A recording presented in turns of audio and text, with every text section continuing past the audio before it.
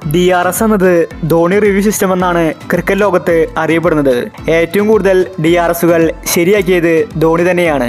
ഇപ്പോഴിതാ സഞ്ജു ധോണിയേക്കാൾ മികച്ചൊരു DRS വിളിച്ചിരിക്കുകയാണ്. 1% പോലും ഔട്ടാണെന്ന് ആർക്കും തന്നെ തോന്നിയില്ല. എന്നാൽ സഞ്ജു ഒറ്റയ്ക്ക് DRS വിളിച്ചു. സഞ്ജുവിൻ്റെ DRS കണ്ട് പുച്ഛത്തോടെ അമ്പയർ പോലും ഒന്ന് ചിരിച്ചു.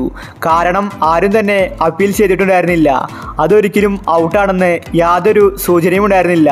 ബാറ്റ്സ്മാൻമാർ പോലും വളരെ കോൺഫിഡൻസോടെയാണ് നിന്നിട്ടുണ്ടായിരുന്നത്. ഈ സമയത്താണ് സഞ്ജു DRS വിളിച്ചത്.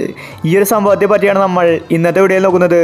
ഇതുപോലത്തെ IPL ന്യൂസിന് വേണ്ടി ഈ ചാനൽ മറക്കാതെ സബ്സ്ക്രൈബ് ചെയ്യൂ. ഇന്ന് രാജസ്ഥാനും ഗുജറാത്തും തമ്മിലാണ് മത്സരം നടന്നത്. അവസാന ഓവറുകളിൽ രാജസ്ഥാൻ കളി തോറ്റു. ലാസ്റ്റ് ബോൾ വരെ നീണ്ടു നിന്ന ത്രില്ലർ മത്സരമായിരുന്നു ഇന്നത്തേത്. രാജസ്ഥാൻ ജയിക്കേണ്ട മത്സരം അവസാനം വിട്ടുകൊടുത്തു. ഇന്ന് ഗുജറാത്തിൻ്റെ ബാറ്റിങ്ങിലെ 8ാം ഓവറിലാണ് ആ സംഭവം നടന്നത്. ഗുജറാത്ത് ബാറ്റ്സ്മാൻമാർ അടിച്ചു കളിക്കുകയായിരുന്നു. അവരുടെ ഓപ്പണേഴ്സായ സായ് സുദർശനും ഗില്ലുമാണ് ക്രീസിലുണ്ടായിരുന്നത്.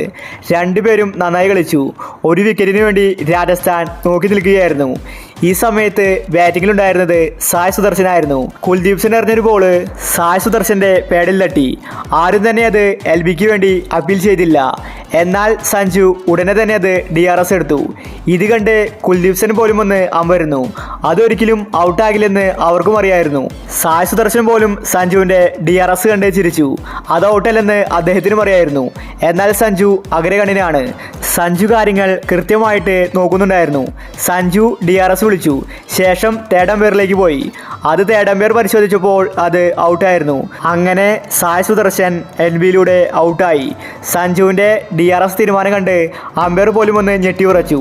അവസാനം അമ്പയർ മാപ്പ് പറഞ്ഞ് അത് ഔട്ട് കൊടുത്തു. അങ്ങനെ സഞ്ജു അമ്പയറെ കൊണ്ട് മാപ്പ് പറയിപ്പിച്ചു. അത്ര മികച്ച ക്യാപ്റ്റനാണ് സഞ്ജു. സഞ്ജുവിൻ്റെ ഓരോ തന്ത്രങ്ങളും മികച്ചതാണ്. പക്ഷേ ഇന്ന് രാജസ്ഥാൻ കളി തോറ്റതിൽ ആരാധകർ നിരാശയിലാണ്. അപ്പോൾ ഇതുപോലത്തെ IPL ന്യൂസിന് വേണ്ടി ചാനൽ മറക്കാതെ സബ്സ്ക്രൈബ് ചെയ്യൂ.